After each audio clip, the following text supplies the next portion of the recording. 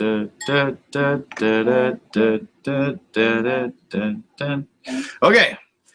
I think we are live. We're trying new technologies, so things might be a little bit more complicated, but in a good way. This was supposed to be prepared for Skype, but I couldn't get it online. So right now I've got my phone, I installed Skype, and it is ready. If you want to Skype call in, I will just put it up to the screen and let you talk to people. It is Johnny D Stone, which is this word backwards, because I don't know the technology. So that is set. So if anytime you want to Skype call in, that is the number. And actually what I will do is I'm going to write, because I might not be talking about it that much, Skype, so everybody knows that is prepared backwards. Now the Super Bowl is going on apparently at this exact time, so I don't know if we're going to have that many people, but apparently we've got quite a number of comments and stuff from the previous video and the post that we did. But if you want to comment, it'll get read live on the show. Just do it in the comments below. Whether we do check YouTube, but we don't check it as often. We prefer it on Facebook. But we'll find it one way or another, and if we miss it, we'll try to get it on the next show. This is HYDE 101. Last time we dealt, well, the first monster I dealt with was Frankenstein. The second monster was Creature from the Black Lagoon, aka the Gill Man. And this is HYDE. There's a lot to kind of go over. I just started my 10 movie research. The purpose of doing this is sometime in 2016 I will be making a film called House of Horrors, which will put like a monster mashup of all the famous monsters, not just the Universal but the famous ones, together, as we've learned in this, because HYDE is not a Universal monster. He is an MGM monster, which gets very, very complicated. I want to kind of get into that. I've only watched 2 of the films so far, which were the 2 MGM films. But we're going to have kind of a big discussion about House of Horrors, this is my 3rd monster. And obviously if he's a monster that I'm talking about, he's going to be in the movie. But once again, Skype call, Johnny D Stone is my number. And just Skype me, and you can ask your thing live, and we'll do that. So why not? The lovely Alyssa Lauer, come over and say hi to everybody. Alyssa is going to be reading your comments. Hey.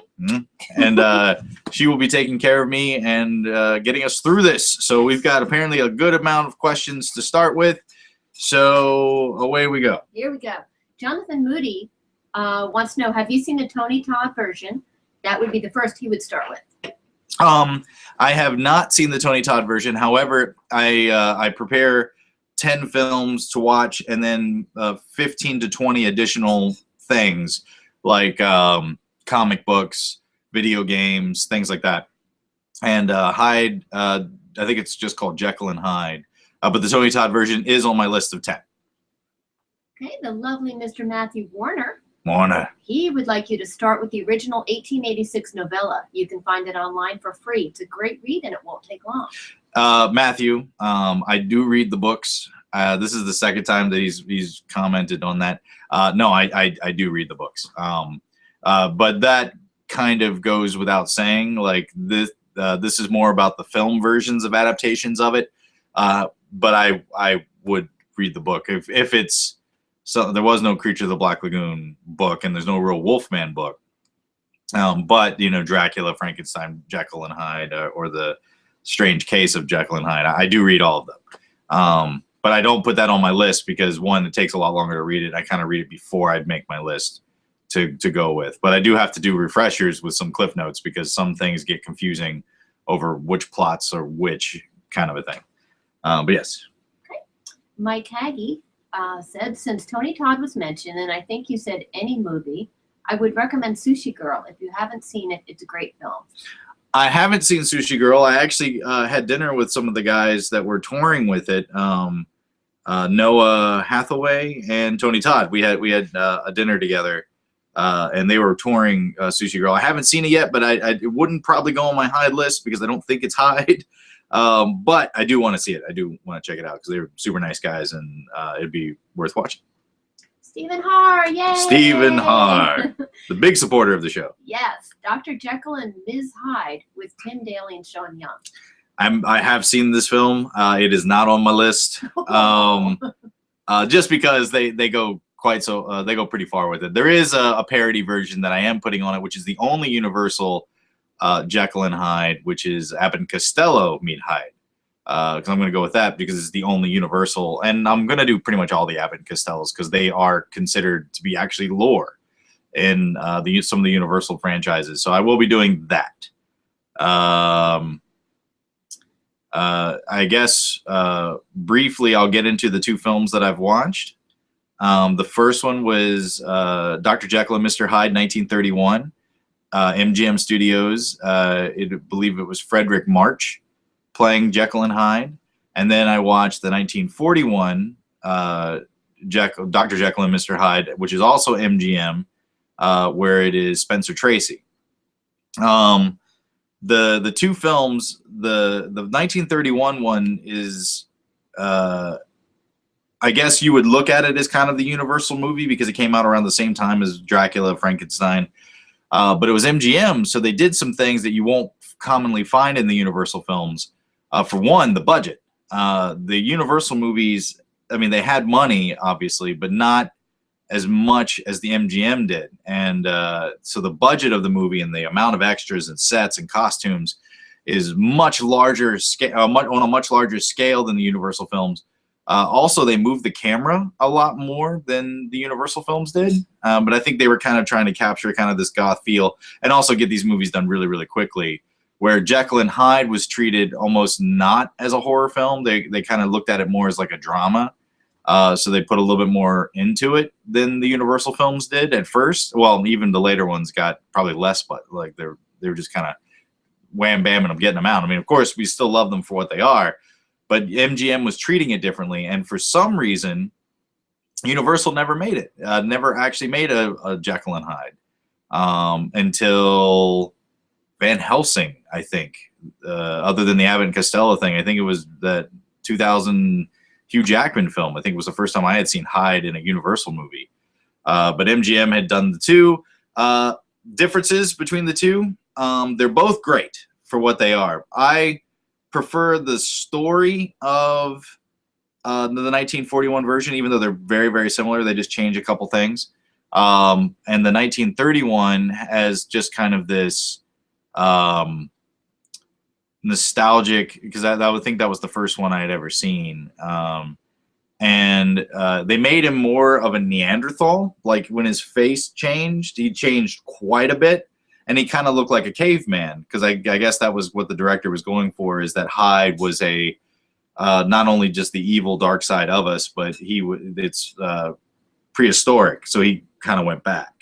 Where in Spencer Tracy's version in 1941, it was a little bit of change, which I think was a mistake because he was supposed to be, like when they saw Hyde, they didn't know that that was Jekyll. And then the first film, they're very different looking. Like you almost guess if it's the same actor, where the other one was definitely Spencer Tracy each time. And I don't understand when the makeup was that slight that he would be mistaken for someone else. Like, yeah, that it wasn't, they obviously look at the guy and it's like, okay, his eyes are wide and his teeth are a little wider, but that's Jekyll. Where they were more in shock, which kind of affects the story because Hyde and Jekyll people are very confused that they're two different people, or not confused that the same person, because they look so different in the story. So there's that, but I enjoyed it. I think the performance of Hyde in the 41 is better than the 31, but the 31 makeup and they made him kind of ape-like as well in the 1931, where he's leaping over banisters and very animalistic. They did it a little bit in the 41, but nowhere near as much as the 31. So that was cool. I'm going to take in one of the silent films in the future and then a lot more of the modern ones, because that's where they adapted the story more where the 31 and 41 were very close to the book, surprisingly, where the Universal films varied immensely. There is a question that I have that maybe one of you guys might be able to answer, which I'm going to figure out eventually in my studies, is that it seems that in the story it contradicts itself a little bit, where Hyde knows everything that Jekyll does when he's Jekyll, and Jekyll kind of knows everything that Hyde does when he's Hyde, but it's very pick and choose. Like Jekyll burns the key so Hyde can't get into the house, but Hyde does not remember that he burned the key. However, when the girl comes in to talk to Jekyll and says Hyde's been beating me, he knows every instance of that conversation. So it's weird how he remembers certain things that goes on in Jekyll's head, but not. And then Hyde, or in the opposite, gets a little bit more strange because Jekyll knows Hyde has been going to this girl and doing terrible things to her because he sends her all this money. But at the same time, if he knew how bad it was, why would he continue to do it? Because once he sees the scars on her back, he freaks out. So it's they don't explain it very well, like how they see through each other's eyes. And then I think in later films they adapt that a lot. The 41 version had a really intense transformation, not makeup, but they show kind of what goes on in his head, and it had Hyde whipping horses and traveling, and then those horses turned into the women, like he was in 1941. So it was cool to see that because it was just so surprising. But they really went Marquis de Sade with the 41 version, where it was very animalistic in the 31 version. Those are probably the two most important films of Jekyll and Hyde that I'll be dealing with. But those are the differences. I like them both very much for different reasons. But yeah, so that's my adaptation or discussion on the two films that I've watched so far. And we'll get back to some of your questions. All right, Donnie Sturgis. I'm sure James Rolfe's NES Jekyll and Hyde reviews are on the list. And I know you mentioned avoiding ensemble pieces like Monster Squad. But I highly recommend reading the original League of Extraordinary Gentlemen by Alan Moore. His take on Hyde is fantastic and definitive enough to be included. Plus, since it's technically not a monster mash, but a literary mash, maybe you can make an exception. I am going to do a mash, like once I get through the monsters, I'm going to do versus films as a separate thing, and I'm going to do mash where there's 3 or more. And League of Extraordinary Gentlemen will go into that because it is interesting how they adapt those characters and they turn them into superheroes. Like each monster has been a superhero in one way or another, and that's Hyde's superhero version. What was the beginning part of that? There was 2 parts. Oh, the video. Yeah, and James's videos. I will be. Yeah, of course. And I also talked to him a little bit about it as well because he is kind of a historian when it comes to this stuff. And so he's been a great resource for me. And of course, I watch his reviews because he gets into details that I wouldn't normally pick up on. So yes, absolutely. Okay, Donnie Sturgis again. There's a British series called Jekyll that came out a couple of years ago that might be something to include. I haven't had a chance to see it myself, but I've heard many great things about it. It is. It's fantastic. I didn't put it on my list because I watched it so recently and I'm very familiar with it. So I wanted to try to get stuff that I haven't seen. But no, I watched the series and it was really, really good. It was an interesting take on a modern version of it. And of course, it's like 4 hours long. So they really got into the whole idea of it's the concept, but obviously not a retelling of the original story. They kind of made their own version. But that was it was very good. I enjoyed it quite a bit, and I recommend it for everyone. Jason Bennett, while not specifically Jekyll and Hyde, I'd suggest the first Horror High movie. It was basically a modern retelling set in the 1970s high school. Oh. Sounds interesting. I'm not. It's called Horror High? Horror High. All right, well, I will. And he said it's the first, so there must be multiples. I think I've heard of the series. I don't know if I've ever seen it, but I'm guessing if it's a Hyde retelling, maybe I'll add it to my additional films because I think I have up to 20. I didn't want to go over 20, but minimum 15, and I think I'm only at like 15 or 16 maybe. There's a lot of Hyde stuff. It's actually kind of ridiculous where like the character Dracula has been in more movies than Santa Claus and Jesus. More than any character in film history, Dracula has been in more movies. However, there are 83 versions of Jekyll and Hyde, of the story, the actual story. It's intense, and there's so many games, and there's so much lore, and there's so many things to it, which is cool because he doesn't get put in a lot of the mashups. He was really in Van Helsing, but he was just kind of phoned in at the beginning, and then he wasn't really a part of the characters.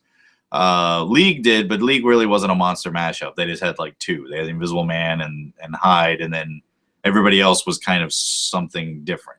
Was more literary, but not considered one of the famous monsters. But it will go on the list because they do adapt quite a bit. But yeah, it's crazy how much information in movies. There was a lot to choose from, so it was hard picking what I did. But maybe Monster High, I'll watch the trailer and see if it might sneak its way in. Hey, Kenneth Tabor. Jekyll and Hyde Together Again, and The Strange Case of Dr. Jekyll and Mrs. Osborne. Can't remember the original French title, but it has Udo Kier. You know it's messed up, so I must see it. Is it a Warhol film? I don't know. Udo did a lot of Warhol stuff. I think he did Frankenstein and Dracula for Warhol. He's awesome. No, it's not on my list, but send me a trailer. Message me a trailer. Same with Horror High. Message me a trailer, and I'll take a look at it and see if it sneaks on the list. Okay, Kenneth Tabor again. Oh, and The Edge of Sanity with Anthony Perkins. I don't know that one. No, I don't know that one either. But no, send me a link, and yeah, we'll if it fits and it's not too much like something else I'm already looking at, I'll throw it on the list because I think I got a couple slots open while I'm doing this. If there's, because you discover new stuff as you're studying other stuff that's already on your list. Once again, if you want to Skype call in, it is Johnny D. Stone at Skype. I think my phone is prepared for a phone call at any time. I think I'm logged in. So if you want to call in and be seen and perform something or ask a question, we had a performance in the last the final Creature from the Black Lagoon. It was awesome. So we want to try to do that more for the ending.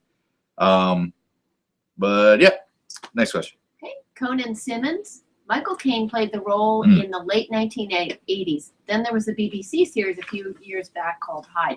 Don't forget the classic 1970s film Dr. Black and Mr. Hyde. I'm not doing Dr. Black and Mr. Hyde, but there is another black exploitation film that I put in. I can't remember the name of it, but it's in my additionals. And then we talked about the BBC show, but Michael Caine is actually on my top 10.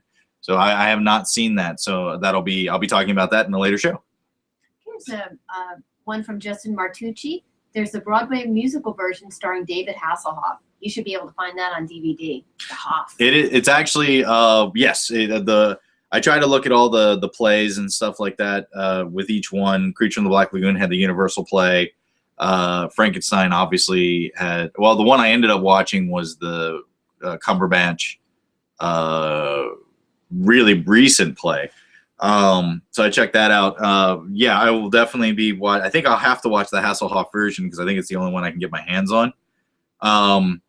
But I will. But the other thing is that we actually have on either the next show or the show after, I'm going to have Eric Hart here, who will be talking about he played Hyde, I think, maybe 6 or 7 times, I think, on Broadway and LA. He was even a part of the rewrites to the play that they did. So he will be talking about his experience playing Hyde on for the theater version. So that'll be fun. Hey, Carl Garrett, you got to check out the silent movie version starring John Barrymore. His Mr. Hyde is the creepiest of all, and he does have a link to it on your page. What is the year of that one? Is it 20s? 1920. I think I am watching that one. It's weird because there's like 6 silent films of this, and I chose one, and I think that's the one I chose. If not, yell at me, and I'll look at another one. And then Jonathan Moody gave a link to Mr. Black, Mr. Hyde, and he said apparently this exists. LOL. Maybe I thought it was a different black exploitation one that I put on the list. But it might be. It might be that one. It might be in my additionals. Check. C. Yell at me. Okay. Stephen J. Phillips, I'd suggest the book and movie versions of Mary Riley. Also, the Stephen King's nonfiction, Danse Macabre, has a great rundown of the original story. Well, I didn't know that. Maybe that'll be interesting. The King take on it might be worth. Yeah. I might have that upstairs. I'm sure there's an audio version of it too. I do a lot of driving. That might be a good one. Thank you for that. And then Mary Riley is one of the movies. I'm not probably going to have time to read that book, but I am going to be watching the movie version of Mary Riley, which I think is Malkovich is Hyde in that one. But yeah, that's on my top 10. Hey, Kenneth Tabor, I watched the John Barrymore version last night. It was interesting to say the least. Music killed me though. Which one was John Barrymore? Was that the 20s? Yeah. Oh, okay, cool. Okay, and Lisa Goebel Giumberlu. Sorry, Lisa. Sorry, we tried. Do you have a date as of yet for the release of Skeleton Key 3 Part 2? Woo! I don't have a release date, but I'm submitting it to Brain Damage within the month. It's pretty much done, and they will give us a date. I'd probably say close to Halloween it'll come out. Most likely, the easiest way to get to it will be Amazon Prime.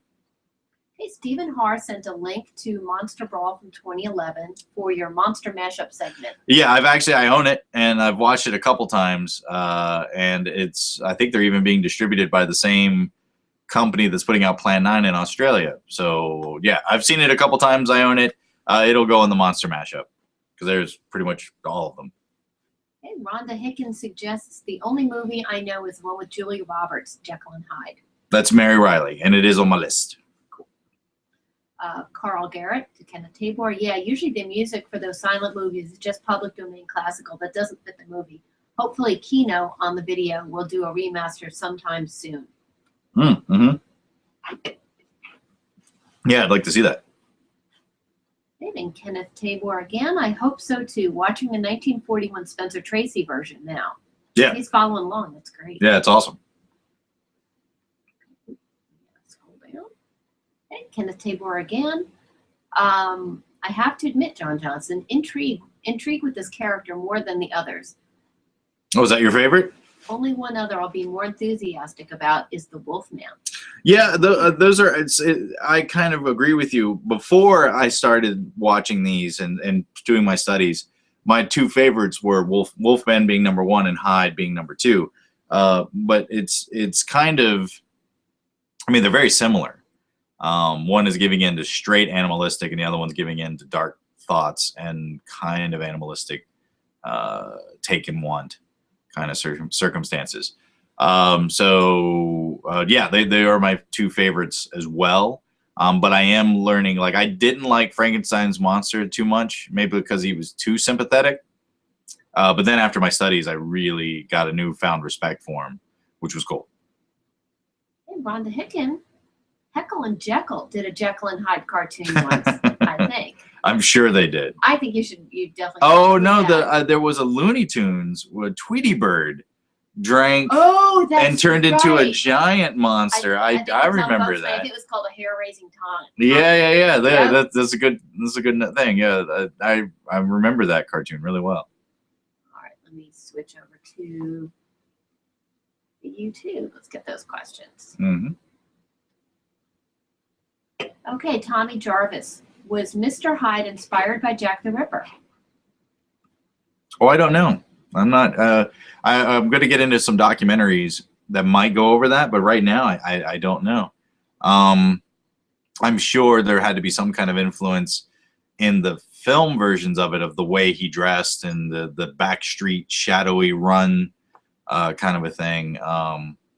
Especially in the 1931 version. There's a scene where they're running towards the light, and his shadow gets bigger and bigger as he comes, and there's a lot of cool visuals back then that you don't see as much now. Hey, Kenneth Tabor, the silent film with John Barrymore was interesting in that he seemed more twisted, hunkered. What do you like from that makeup? I haven't seen it yet. That is actually a new one for me, and I'm pretty certain that's the one I'll be watching.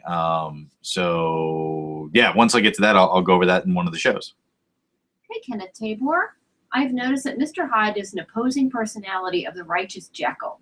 Do you think you have to have the righteous man to have the degenerate Hyde, or is it just the primal side of us all? I thought about that, and I think that because Jekyll was so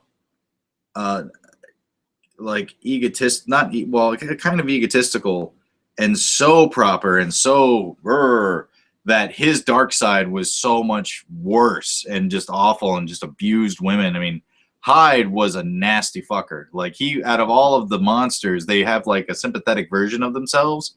Hyde's not sympathetic at all. Jekyll eventually becomes that because he's kind of like cursed Wolfman kind of a thing. But and also, if you think about it, he knew Hyde was seeing this girl and doing these things. So he was letting this happen as part of his experiment because his experiment was worth more to him than she was. So I think because Jekyll was so proper, his Hyde was worse. I think if you find somebody that's already pretty dark, like Kanye West, his Hyde might not be that different. Like, his Hyde might not be like that abusive to women, and that because he gives into that side so much, where Jekyll really shunned it, and so therefore his Hyde was terrible. Where I think that if under the same circumstances, if a character was already a little dark, their Hyde might not be that bad. Might just, essentially, like, if you look at like the story, it's all about alcohol. Like, your inhibition's gone, you do things that you normally wouldn't do. But Hyde is just an extreme telling of that. But it does like kind of parallel alcohol quite a bit. Okay, Bob Chambliss. One would think T. Eric Hart could help you out with the research, or at least serenade you as you read. He's the one that's going to be on the show. So yes, you are quite right. Oh, really? We got through. We got him. Whoa, wow, we crushed that. All right. Well, I've kind of gone over the movies. We didn't have any Skype call-ins. What time is it? How long? It is 9:27. Oh, sweet. So it's a half an hour. That's supposed to go minimum half an hour. Well, yeah. We're gonna have another show in I guess this week. I think soon. It's on the schedule. Like in the House of Horrors research note on my Facebook, we'll have the schedule. But yeah, we'll be doing that, and I will be watching I think 2 or 3 more movies before the next thing. So I'll have versus just talking about that specific detail. I'll be getting into a little bit more of a grander scheme of what they've done with the characters throughout the decades, because there's pretty much a Jekyll and Hyde every 10 years, if not more. So there's one from pretty much everything starting in the 1910s, I think. Oh, no, I think the first one's like 1908. So literally every decade there is, since 1908, there's been a Jekyll and Hyde. But yeah, so thanks, guys, for chiming in with this. And then we're going to go, we have 2 more of these before the big ending, and I move on to the next monster. So we'll be talking a lot more Hyde, more than Jekyll, in the future. But thanks, guys. Da, da, da, da, da, da, da, da, da.